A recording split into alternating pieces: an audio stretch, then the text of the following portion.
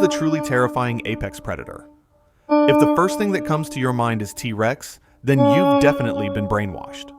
But if I told you it was a shrimp, you probably wouldn't let me get away with that. And this wasn't just any shrimp. It was enormous. Back then, our ancestors didn't even really count as fish yet.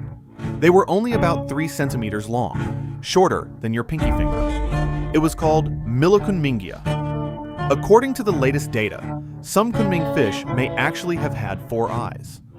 Scientists speculate that this was so they could spot Anomalocaris flying in from the distance in time. What does that mean? It means our ancestors were so terrified back then that they evolved 4 eyes for self-defense. One research team clearly proposed that predation pressure during the Cambrian was an important ecological driving force behind the evolution of the visual systems of early vertebrates. If they failed to spot danger in time, then our ancestors would have become nothing more than a snack for Anomalocaris. In other words, the appearance of those 4 eyes was, with very high probability, meant to deal with the threat above their heads. And that threat came from the terrifying Anomalocaris. The discovery of Anomalocaris happened in a way you probably could never imagine. It wasn't identified all at once. Instead, it was pieced together across different years. The turning point in this fossil puzzle came in 1985. Professor Whittington of the University of Cambridge was examining a slab of shale that was not very well preserved when he made a shocking discovery. The Anomalocaris appendage, Legania, and Petoia, which had previously been treated as different species, actually appeared on the same fossil slab. He suddenly realized the truth. For more than a century, paleontologists had only been touching the elephant's legs, ears, and trunk. Those so-called Anomalocaris appendages, Legania and Petoia, were actually just different body parts of the same mysterious giant beast. What finally solved this mystery was a discovery from China. In 1992, Zhou Guoqin of the Nanjing Institute of Geology and Paleontology, Chinese Academy of Sciences, found a fossil on a slope exposed during road construction in Maotianshan, Chengjiang, Yunnan. Only the tip of the frontal appendage was visible. Acting on sharp instinct, he prepared the fossil right there in the field.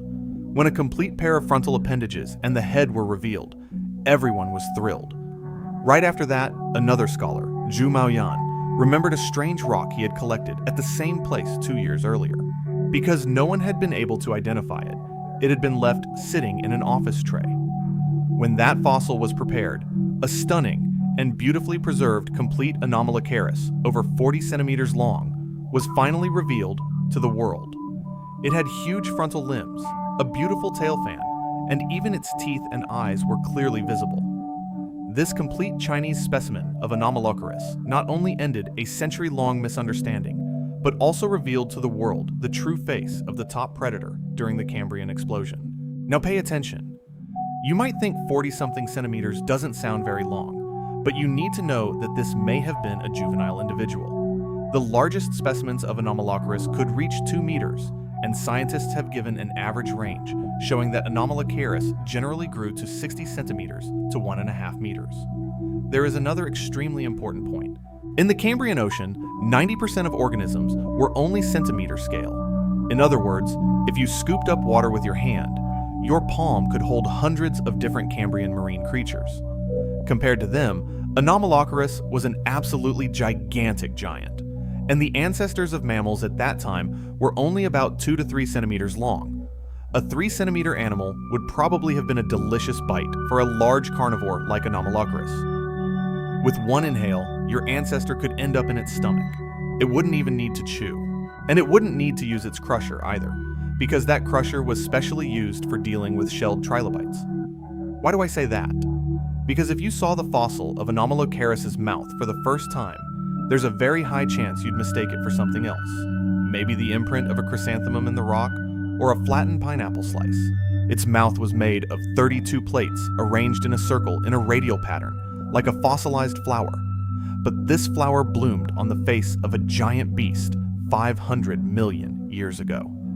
When it opened, those plates would contract toward the center like a camera aperture, locking the prey in place. The hard shell of a trilobite inside its mouth was like tossing a walnut into a meat grinder. Crack. the trilobite's defensive shell would be broken open with ease. To help you understand this more deeply, you also need to know how hard a trilobite's chitinous exoskeleton really was. It was hard enough to remain intact for 500 million years. But in Anomalocaris' mouth, it was nothing more than food scraps from a living meat grinder. Actually, without you even saying it, I already know what else you want to know. How exactly did it catch trilobites? Anomalocaris' frontal limbs were not the kind of claws we're familiar with. They were a pair of jointed death traps covered in spines. Each limb was made up of more than 10 segments, like a flexible chain. On the inner side of every segment grew a pair of inward curving spikes, which paleontologists call ventral spines. These ventral spines were arranged in alternating sizes, like rows of interlocking daggers. Even more terrifying, when the entire frontal appendage closed, the spines meshed together, forming a cage no prey could escape from. And the captured trilobite would not die right away. Instead, it would suffer through agony. First came the pain of being pierced. Then came that horrifying, giant mouth, crushing it apart. After that, the soft tissues inside the trilobite's body would be gradually pulled out. This process was obviously the equivalent of being skinned alive and having the flesh eaten. What if the trilobite ran away? Don't worry, it couldn't. Anomalocaris was known as the Boeing fighter jet of the Cambrian. Not only did it have explosive power, it was also exceptionally good at controlling its energy use. Its body had a nearly perfect streamlined shape, flattened from top to bottom like a living torpedo. Along both sides of its body was a row of broad, paddle-like flaps, like oars on a boat or the thrusters of an alien spacecraft in a sci-fi movie. These flaps moved up and down, pushing it smoothly through the water. When cruising casually, it used an extremely sophisticated energy-saving design. Its frontal appendages folded backward to reduce drag, allowing it to travel long distances with minimal energy. But the moment it locked onto prey, it switched instantly into burst mode. Those paddle-like flaps accelerated violently, and the body launched like a compressed spring, suddenly released, reaching full speed in the blink of an eye and charging straight at the target. This kind of explosive acceleration allowed it to appear behind the prey before the prey could even react. You wouldn't be able to see clearly what had just flashed by. You'd only know that the space above your head had suddenly gone darker. That was a giant Anomalocaris blotting out the sun, and then there was no after that. The most terrifying thing of all was its eyes. Its eyes sat on two movable stalks of soft tissue, like two independently rotating searchlight towers extending forward from both sides of the head. Each eye could reach 3 centimeters in diameter. In the world of 500 million years ago, that was like mounting 2 astronomical telescope-class lenses on the turret of a tank. And you need to understand, these weren't just simple large eyes. These were super compound eyes. Each compound eye was made up of 16,000 individual ommatidia. What's truly chilling is that 16,000 visual units working at once meant Anomalocaris did not see a vague shadow. It saw a precise image made up of 16,000 pixels, and it was extremely sensitive to movement. Every single visual unit could independently detect changes in light. If the prey moved even slightly, Anomalocaris' visual system could instantly capture that signal and complete the full process of ranging, locating, and locking on within milliseconds. What's more, those 2 eyes on stalks could rotate independently, covering almost a 360-degree field of view. The prey might think it was hidden behind a rock, but in reality, its outline had already been captured at the same time by 16,000 lenses and transmitted back to the brain of Anomalocaris. A creature this terrifying truly deserved to rule the oceans. But fortunes always change. Some organisms, after being suppressed for so long, evolved desperately in response. Even larger predators appeared, and Anomalocaris was no longer the top boss.